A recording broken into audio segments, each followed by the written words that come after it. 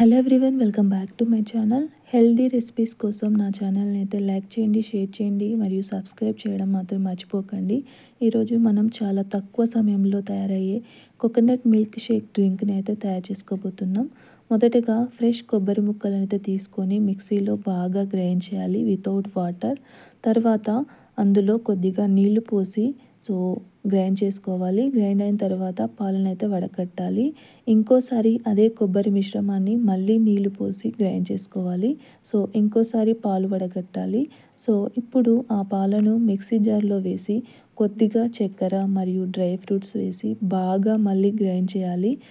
Dry fruits అక్కడక్కడ తగులుతూ ఉంటాయి అన్నమాట, తక్కువ గ్రైండ్ అవుతాయి, నో ప్రాబ్లం, అలా చేస్తేనే బాగుంటుంది. తర్వాత ఆ డ్రింక్ని గ్లాసులలో పోసి బాదం ముక్కలతో డెకరేట్ చేయాలి. అంతే, ఆరోగ్యకరమైన కోకోనట్ మిల్క్ షేక్ అయితే రెడీ అయిపోతుంది.